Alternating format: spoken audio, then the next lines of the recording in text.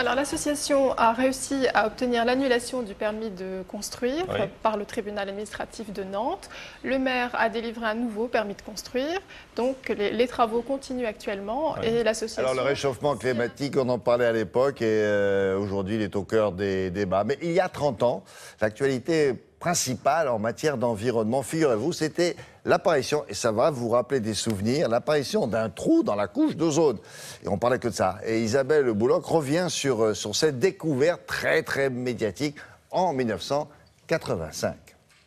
Allons-nous griller sur Terre? La Terre est menacée. La couche d'ozone n'a jamais été aussi mince. C'est une couche de gaz qui sert en quelque sorte de bouclier à la Terre. Ne contribuez pas à trouer la couche d'ozone qui protège notre planète. Il en va de notre vie.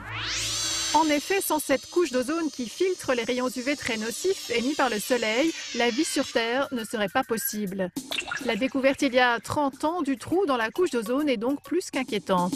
Le trou dans la couche d'ozone a été découvert par des scientifiques anglais. Ils ont constaté qu'au mois d'octobre, l'épaisseur de la couche d'ozone était de plus en plus fine.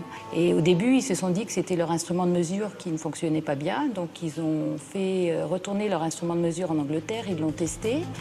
Et ils ont fini par se dire que c'était bien un phénomène réel. Donc ils ont publié cette découverte dans le journal Nature en 1985.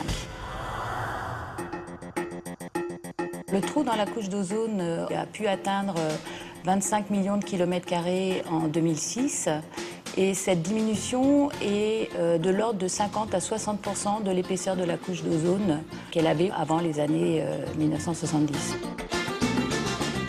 Ce trou dans la couche d'ozone est dû principalement au fait que l'industrie chimique a émis de plus en plus de gaz chlorés et bromés dans l'atmosphère.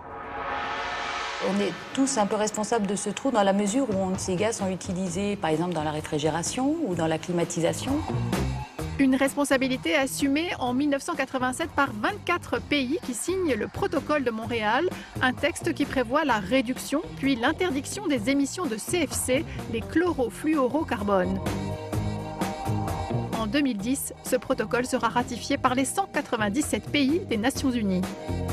On a obligé l'industrie chimique à arrêter l'émission et la fabrication de ces gaz et on l'a obligé à fabriquer des substituts qui ne sont pas destructeurs d'ozone.